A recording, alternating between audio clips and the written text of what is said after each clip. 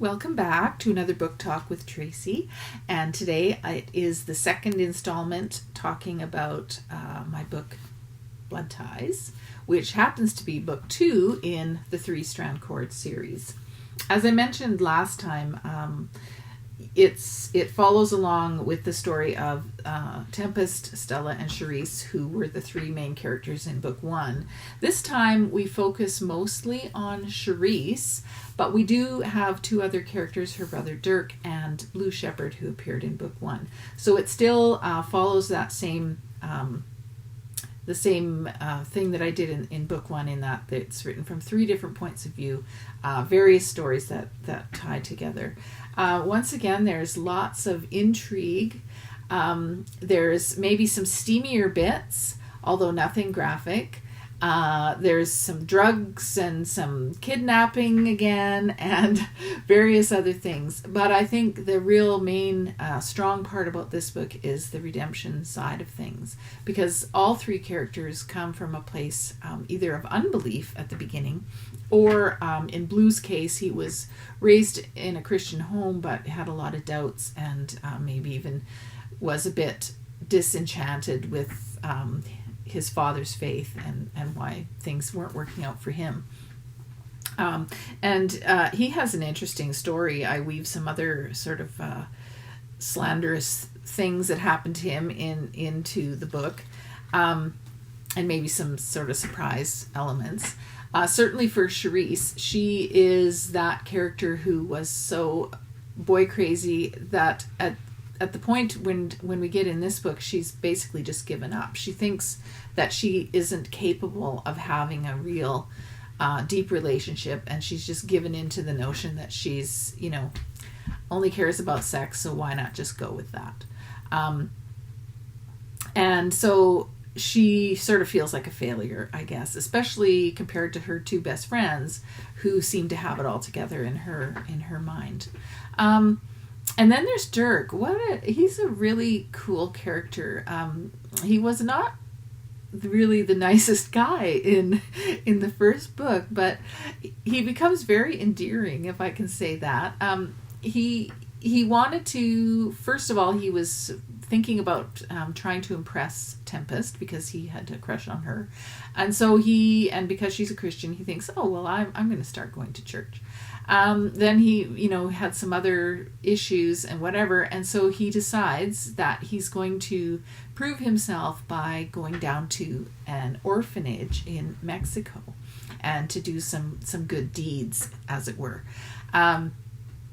And the fact, of course, that he's a rich playboy, he can finance it on his own. He doesn't have to, worry about sponsorship and whatnot. So he goes off to Mexico, and there he actually has a real encounter with Jesus, which is really cool. He also meets a nurse whose name is Anne-Marie, who works down there, and so he finally, we hope, anyways, gets his own true love.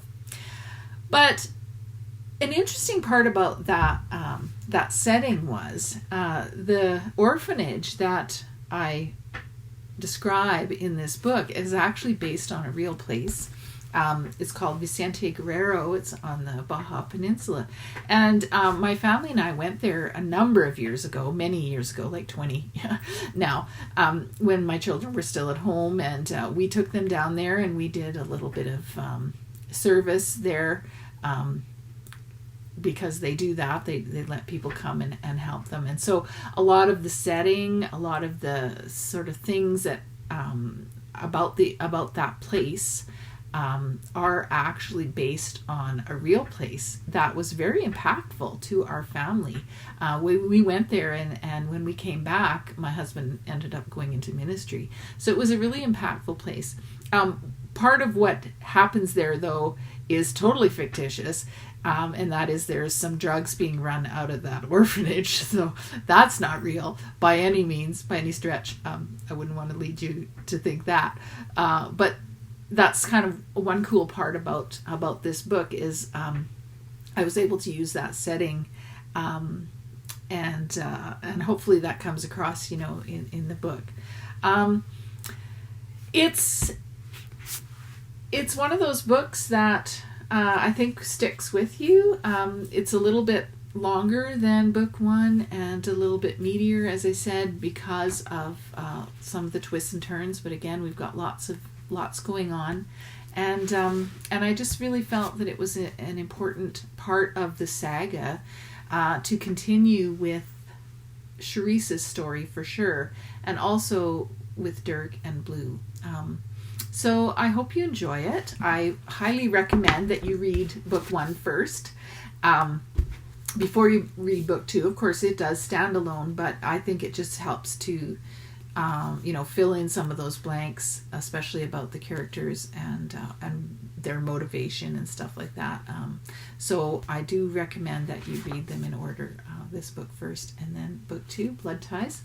But if you enjoy either of these books or any of my books, I would really, really appreciate a review. I know I say that every time, but it's true. And, check out what else I have on my website. It's tracykrauss.com, TracyKrauss. And that's all I have today. Next time, we're going to continue with book 3 in the series, which is Tempest Tossed. So until then, I will say adios.